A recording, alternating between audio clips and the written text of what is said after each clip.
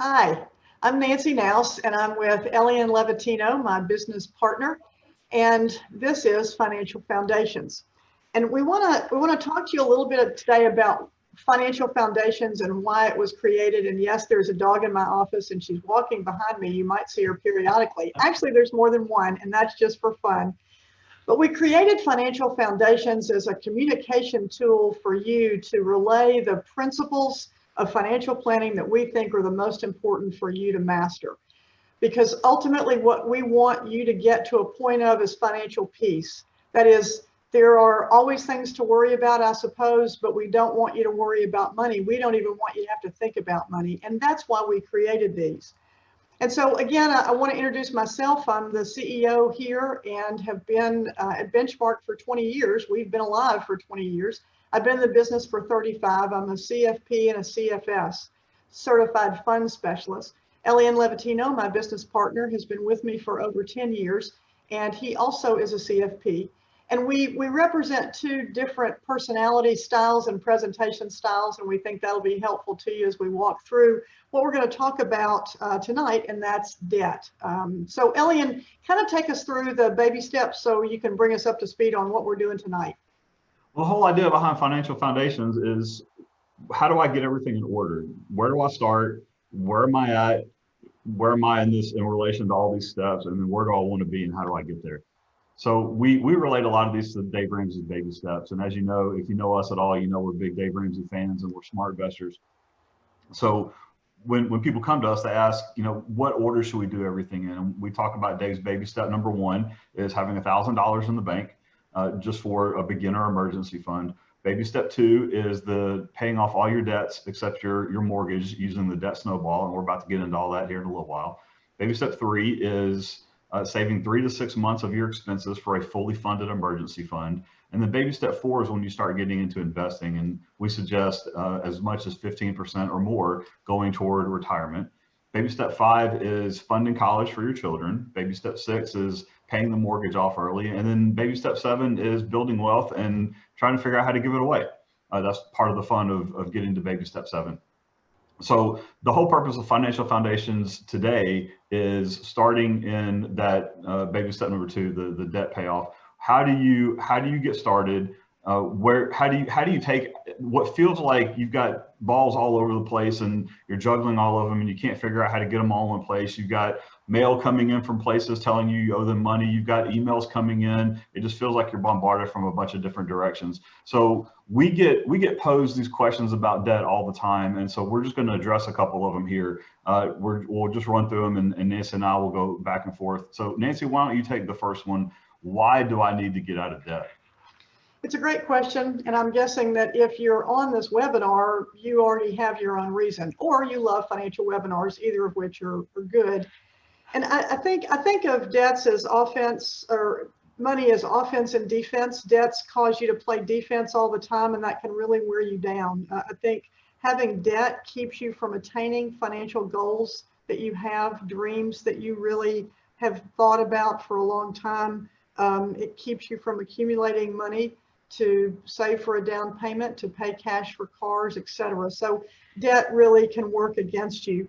I think it might really be slowing down your progress toward those goals significantly. A debt-free lifestyle, which we encourage for all of our clients, really provides such peace and such opportunity. We want everyone to have that.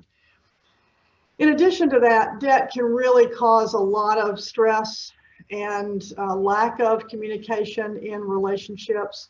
We've seen being debt-free and working toward that objective as a marriage enhancement, a family tree change, can really impact your children as well. So we have a statistic here that debt may be costing you more than you realize. If you're charged 20% on your credit card of just $20,000 of debt, 40,000 or 4,000 just went up in smoke. In other words, 20% of $20,000 is $4,000 a year. That's just vanishing. And do you know what your interest rate is on your credit cards? A lot of the folks that come to see us initially don't. 20% is not unique. It's unfortunate that 29% is not unique either. Is it criminal? Yeah, I think so. But nonetheless, you may be in that much debt. So let's take a look at that. I think also being in debt creates risk in your life, because if you're in debt, you may not have a rainy day fund, you may not have an emergency fund, and that can mess up the entire plan. So we want to encourage both of those. As Elian mentioned in the baby steps, $1,000 in an emergency fund, and then we go after our consumer debt. Elian, we use the debt snowball all the time, and we just kind of say that off the cuff. Will you go through what it means, what it is, and how it works? Before I knew what a debt snowball was, I remember kind of having the picture in my head of the snowball. If you ever watched Charlie Brown, one of the first things I thought of was, I think it was a Christmas, when I think Charlie Brown starts at the top, and as he's rolling down the hill, he creates his own snowball, and he's a big snowball by the time he hits a tree at the bottom of the hill. That's what I think of. But the picture is worth 1,000 words of how to actually handle the debt snowball. So let's get into what all that means. And depending on how you're watching this, we're going to have some show notes where you'll be able to see the debt snowball spreadsheet. And if it's not attached to these show notes, please email us and ask us. There's a spreadsheet for all this if you're a spreadsheet geek and you really like to do all that, or maybe you just want to do it by hand. But we want to walk you through how to actually do the debt snowball. The debt snowball is a method used to pay off debt. The whole idea behind it is what I talked about before. When you have all these bills coming in from all these different places, how do you put them in some kind of order so that you can understand them? So the first thing we encourage you to do is list your debts, smallest to largest, and then out beside them, list the interest rates and the minimum payments. By listing all those out, plus the balance you owe, plus your monthly payment and your interest rate, you get it all in one place so that you get a better idea of what comes first. And what does come first is paying off the minimums on all of them, paying the minimums on all of them, and then really attacking the one at the top, the smallest one. What that means is, let's say your minimum payment of your smallest one is $50. And you've talked to us, you've talked to a financial coach, you've put all your budget together, and you know that in addition to all the minimum payments that you're going to pay, you know you have an extra $50 a month to put towards your debt snowball. So what you would do is you would take $50 and apply it as a minimum payment to that top one, and then take your debt snowball, your extra $50, and apply it to that smallest payment. So now you're paying $100 on that smallest one. Well, if that smallest one is, let's call it $1,000, you're going to have that one paid off pretty quickly. And then what happens is, once that's paid off, now you take the $50 minimum payment plus the $50 debt snowball and roll it into the second one. So now if your minimum payment on the second debt was $50, now you have $150 going toward that debt payment. That's what we mean by snowball. Those minimum payments get bigger and bigger and bigger as you go down the debt snowball, so that by the time you get to that last one, assuming it's a pretty hefty chunk, you're also throwing a hefty chunk at it. You're attacking the smallest debt to pay it off as quickly as possible, so you start building the momentum and making crazy payments on the next one and the next one and the next one. So the whole idea of the snowball is that you're gaining momentum as it rolls down the hill. You're going to have a ton of momentum. And also what that's going to do is psychologically help you with your motivation. You get to move further along in the debt snowball. When you have a list that goes from 5 debts to 4 debts to 3 debts to 2 debts, that's building up the motivation inside of you to keep going as you watch these numbers shrink down. It's been an interesting piece of psychology to watch people walk through this and watch their success along the way. It's been really encouraging to listen to those wins. That's one of the more fun things we get to do, is when people call us and they go, "Hey, I just knocked off my next one," or "I just knocked off my next one." And then there's a huge party when they're all gone. We love to get behind you and be your biggest cheerleader when it comes to that. So I kind of glossed over a little piece of it when I said we want to talk about budgeting and how to find that extra money in your budget. Nancy, what if I'm having trouble even affording the minimum payments? What if I can't find that extra money in my budget and I'm really struggling to even get the debt snowball started? Yeah, and that happens, and we understand. I think the first thing to do is to get some perspective, and that is a second set of eyes that have more objectivity than you do to really look over that budget. I've been through all the baby steps, and I've been where you are right now. And at first I didn't think I could find the money. And then I realized how much I was paying for cable. And when Dave talks about gazelle intensity, and we invite you to go to YouTube and see when he talks about gazelle intensity. It's fantastic. But I had to really recognize that there were a lot of things in my life that simply had to go. Eating out, cable, all these other peripheral things that as Americans we've convinced ourselves that we need, no, we want. And this is only for a season. So I had to get a financial coach to look over my shoulder and say, you know, we could free up all these dollars in all these areas if you took some of this fluff out. So in my case, it was fluff. It might not be in yours. I also went to extremes. I counted my change, and I didn't get a second job, but I sure worked here a whole lot harder. Yes, I was a financial advisor when I went through all these steps, and I welcome you asking me my story at some point, which you probably may have heard. So you may have an income problem. You may need to take a second job. You may have an outgo problem. That was my issue. You may have both. I think the intensity, getting the accountability is important, getting intense and just saying, I don't care what anybody else is doing. I don't care what it takes.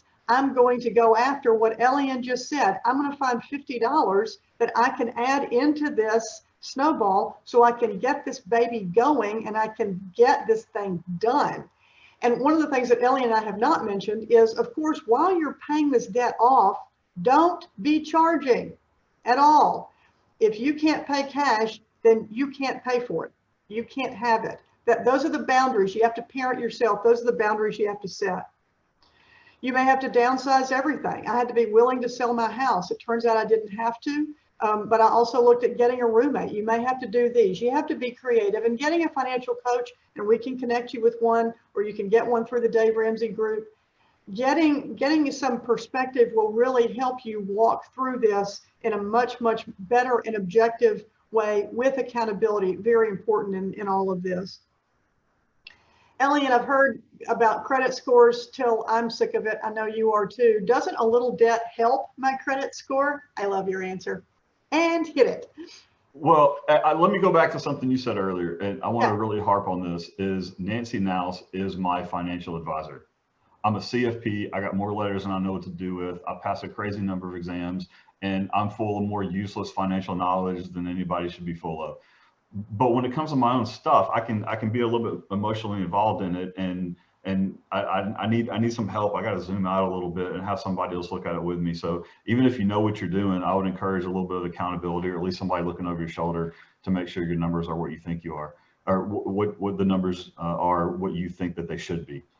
But back to Nancy's question, the credit score bothers me to no end. When we did studies of credit scores and we realized it was basically what Dave calls an I love debt score, and he's 100% right. Everything that goes into your credit score is, are you carrying too much debt? Are you not carrying enough debt? Yes, that can go against you if you're not carrying enough debt. I find that absolutely ridiculous. Did you pay your debts on time? Have you ever been late? There's all these things that go into the credit score that's just about your payment history. Are you responsible? But the logic breaks down to me. Are you responsible to pay your debt off in time? Are you making your payments? Yes. But your credit score goes down if you're responsible to not have any debt? That blows me away. I will never understand that. So what that tells me is that this is a game. And do you want to play that game? Do you want to be a part of a system that rewards debt, that rewards what I would consider to be misbehavior? Are you going to levels of debt just so you can please the credit score? Don't, as Dave said, don't worship at the altar of the FICO gods. You want to pull back from this and decide how you want your life to be, rather than are you going to please the FICO score.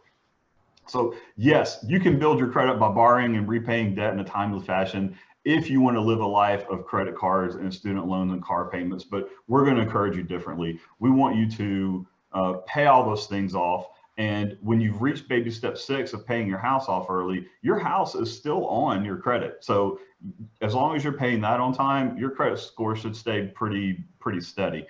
You can also build your credit without going into debt. You can have secured credit cards. Those are prepaid cards where you can actually go to your bank and you tell them, and I would encourage this for your kids, or if you're a college student that's watching this right now and you feel like you need to build your credit score, how do you do that? You can go to a bank, you have $500 on deposit with them, and you put that on the credit card as a prepaid card, and as you swipe it, that will build your credit score. There are ways to do this without having to, quote, borrow the money and then pay it off at the end of the month. Yes, you can do that. That's fine. If you want to swipe your card and pay it off at the end of the month, go for it. That can sometimes just get people in trouble, and we want to encourage that as much as possible, to be paying cash for things as you go, especially while you're in baby step 2. If you're in the debt snowball, and what Nancy said earlier, if you're already having trouble not swiping the card, if you're still swiping it for stuff that you can't afford to impress people you don't like, that's probably not the best way to go. So we're going to encourage you as much as possible to pay cash while you're still in baby step 2. Another question I get a lot is, I'm carrying debt, but it's already in collections. What am I supposed to do? There are 2 different kinds of debt. You have what can be called live debt, and then you have dead debt. And the live debt is people are still sending you mail. They want a minimum payment, or it's in collections and they're still asking you for the total amount. Then you have some dead debt. And what we mean by that is they've given up. Even the collection agency has stopped calling you. They're not really looking for the payment anymore. They're getting ready to take next steps. So what do you do in the midst of all that? We're going to encourage you to keep paying minimum payments on your live debt and stay within the debt snowball and still attack that live debt and start with the smallest one until you get them all taken care of. As long as lawsuits haven't been filed, as long as there's no garnishments, as long as you haven't been served any papers on any of this dead debt, let's just leave it over here from now, take care of all the live debt, and then we start waking these other debts up one by one. And what I mean by that is sometimes these debts can be that can be negotiated down. You might have a $2,000 debt over here that can be negotiated for between $500 and $1,000. If it's in collections and they've been trying for months to get money out of you, they would rather take a $500 or $1,000 settlement than have to pay to go to court to pay their attorney's fees and have you pay attorney's fees and have all the court costs and everything that goes along with it. They'd rather just take a settlement. So, but don't wake all them up yet. Take care of your live debts first, then we'll go over to the dead ones and we'll start picking them off one by one. You just start with the top one, start making phone calls. If they're not willing to take a deal, then you go to the next one and the next one and the next one. Don't give them any money unless you have something in hand from them that says, yes, we will accept this. We will accept it as payment in full. And when you send them the money, that is a cashier's check or something that can be traced so that you know when it's cashed. It was not a personal check because you don't want to give them access to your checking account. You don't want them to see your routing number and account number on anything. Yes, it's illegal for them to go into your account, but they will absolutely do it. They will clean you out if you let them. If you give them access to your account in any form or fashion, they will go in there and try to take all of it. Please be very, very careful when you're dealing with the collections people. They will try to take it all. So as long as you're doing everything in order, as long as your I's are dotted and your T's are crossed, as long as you're getting everything in writing and you're making double sure that the money you send them is going to be payment in full. And that's not the end of it. They need to send you something after they've received that payment that says, this is confirmed, we've received your payment, your books are clean, everything is good. You hold on to that piece of paper for life because these people are not really known for their efficiency. They will send you this piece of paper, but they'll forget to take it off the credit report or they'll forget to take it off their books. And they will still continue selling your debt to other people. And then a new collection agency can come after you and start talking about how you owe them money. Not if you have that sheet of paper and you put it up in front of them and says, nope, this debt has been cleared, leave me alone. And then you start filing lawsuits and restraining orders to keep them out of your life. Please hold on to those pieces of paper. They're incredibly important, especially when you're dealing with collection agencies. Whew, that was a mouthful. After all of that, some people are considering, okay, I have debt and collections. I have all these current debts. I've heard that debt consolidation is a good idea. Nancy, you want to speak to that one? Sure. Just want to check on you before we get into this. Are you breathing? This is a very emotional financial foundations that we do. Paying off debt is one of the very hardest steps because it's behavior that got you in trouble, and it's going to be behavior that gets you out of trouble, and that requires change, and that's difficult. So I want to make sure that you're breathing with us, and I want to discourage debt consolidation, because when you get discouraged and you get emotional, what you want is a hurry up fix. It took you a while to get into this. It's going to take you a while to get out of it. What debt consolidation does is say, okay, you've got 15 debts. I'm going to ball them all up other than your mortgage, and I'm going to make 14 debts in your mortgage, and then you'll just have 2 debts. Won't that be great? Wow, that'd be great, wouldn't it? No, it would not. We discourage debt consolidation every period, single period, time, period, every time. Because the mentality is, well, if you have a consolidation, it'll be easier, won't it?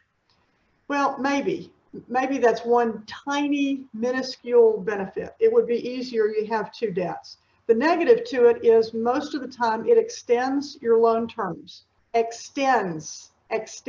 We're trying to shorten these puppies, right? So if you have 14 debts, go back to Elian's debt snowball and let's pick those off. Because when you go from 14 debts to 13 debts, it's so encouraging. And you can see it, and you can put it on your refrigerator, and you can go through it with a Sharpie. It's done and done. If you're paying on a debt consolidation loan, this could go on for 10 years. You'll lose your mind. It's very important that you keep all of these debts separate. So we do not want to extend it. We don't want to be in debt longer, and that's what a debt consolidation often does. There's also the perception that if you consolidate, the interest rate is lower. Not always, and most of the time it's not. So that has to be a consideration. In essence, you can't borrow money to get you out of debt. See the issue? There's no easy fix in this. It took you a while to get into it. It's going to take you a while to get out of it, but I did it. I know you can do it. All right. So I want you to stay encouraged. And everything that Elian said before about, he's getting ready to talk about bankruptcy here in just a second. That's another reason why having a financial coach is so important. Someone not only to walk you through the numbers, but also keep your morale at a level and tell you the truth and how you can get through this. And Elian, I mentioned bankruptcy. Should that ever be an option? Will you address that? There's a couple times that bankruptcy could be on the table, but for the most part, you can usually dig your way out of this. But let me start with what is bankruptcy. Bankruptcy is a court proceeding where you tell a judge that you can't pay your debts. And the judge and the court trustee examine your assets and your liabilities to decide whether to discharge those debts, if possible. And if the court finds that you really have no means to pay back your debt, you declare bankruptcy. Bankruptcy can stop foreclosures on your home, repossession of property, garnishment of wages. And that's really when people start coming to us, is when something's in collections and they've been served with papers and garnishment is on the table. That's when bankruptcy is usually presented to us as an option. But we're going to encourage against that as much as possible, because bankruptcy may cancel many, but it won't cancel all of your debts. I want to lay out some debts that are not bankruptable. What's interesting, student loans are not bankruptable. Government debts like back taxes owed or fines or penalties are not bankruptable. Child support, alimony are not bankruptable. And expensive items that you purchase right before you file bankruptcy, like a car, boat, expensive jewelry, those kind of things are not bankruptable. When you file for bankruptcy, creditors have to stop any effort to collect any money from you, at least temporarily. Most creditors can't write, they can't call or sue you after you filed bankruptcy. However, if you declare bankruptcy, the courts can require you to pay back certain debts. Each bankruptcy case is different. Only a court can decide the details of your bankruptcy. And you may have heard of the different types of bankruptcy, and I'll hit on 2 of them right here. Chapter 13 bankruptcy. That means the court approves a plan for you to repay some or all of your debts over what could be 3, 5, 7 years. You get to keep your assets, you get to keep your stuff, and you're given time to bring your mortgage up to date. Then you agree to pay monthly payments on a much stricter budget that's monitored by the court. Yes, what you're doing is you're letting the court system enter into your household and into your budget to tell you how much to pay and how much you can pay and how much you can't pay. It was already difficult enough having all these people in your mailbox and in your email inbox telling you owe them money. Now we're giving the courts permission to enter into this. We want to avoid that as much as possible. This Chapter 13 type of bankruptcy can stay on your credit report for up to 7 years. Then you have one that's a little bit more complete. This is the Chapter 7. This is where the court they sell your assets for you. They send it to auction to give you the option for it. So you might think something is worth $1,000 and the court's willing to sell it for 50, and you don't really have a choice. They sell your assets with some exemptions, but it's pretty rare. They take that money and then they use it to pay back your debt as much as possible, and the remaining unpaid debt is erased. So you could lose your home, definitely your car, depending on what the court decides. But you can only file a Chapter 7 bankruptcy if the court decides that your income is too low to pay back your debt. And this type of bankruptcy can stay on your credit report for 10 years. Now, I'm less worried about what happens to your credit report and more worried about who has a say in what your budget is. We want to keep that to a minimum as much as possible. So the consequences of filing bankruptcy is just a huge emotional toll for the people that I've talked to that have declared bankruptcy. When I sit across from them, it's just heartbreaking to watch them try to make that decision. That's such a gut-wrenching decision to have to make for your family, and we want to help you avoid that if at all possible. It becomes public domain. Anybody and everybody can go look at the court records to see who has declared bankruptcy. Filing bankruptcy can be expensive. It can be as much as $6,000 just to file bankruptcy. And then it can take 1 to 4 years before you qualify for a mortgage loan again. So you're really putting your life on hold for a couple years to declare bankruptcy. If you're going to put it on hold anyway, just do it yourself. We're going to encourage a financial coach. We're going to encourage ways to budget better and more effectively for you to have the extra money to pay for these debts, to get your debt down a whole lot quicker. We really encourage bankruptcy to be the absolute last option. First, we want you to take care of your 4 walls, your food, shelter, clothing, transportation, utilities. Let's take care of those basics. Sell everything in sight. Live on a bare bones budget. Get a second job. Connect with a financial coach. We're going to encourage all these things before we come on board with a bankruptcy. We feel like there's always options to present to you of ways around this, and we want to encourage it as much as possible. Nancy, for people that are not really in debt, or they just look at some debts as being normal, like a student loan or a car payment, those are just a part of life, right? Well, thanks for asking. They don't have to be. And, like you mentioned before, we're living on more than we make to impress people that we don't like. And there's a lot of times that we just accept debt, mostly car loans and student loans, as a part of life because everybody has that, right? I don't. Elian doesn't. Most of us here at the office don't. And so we really want to encourage you to have a paradigm shift. You don't have to have any debt at all, ever. It's possible to have a debt-free life. I want to run over some numbers with you that Sarah Beach gave me. Car payments, let's talk about that. First of all, new cars drop in value by 60% in the first 5 years. 60% drop in the first 5 years. If that was a mutual fund, how would you feel about it? Is it really worth having a new car for? The average loan amount for a new car is right at $32,000. Average payment $550. Average interest rate 8%. Average loan terms 69 months. Isn't it interesting that every time you see a car ad, they talk about how many months the loan is for? Do the math, people. Divide the months by 12. This is almost 7 years. 7 years. Remember when you used to be a teenager and you saw car loans and they were only for 3 years? Yeah, that was when people were a little bit more sober. Okay, talked about the new vehicle. Let's talk about used. The average loan here is $20,000. New was $32,000. Average payment $393. New was $550. Average loan term 64 months. Again, not setting the world on fire.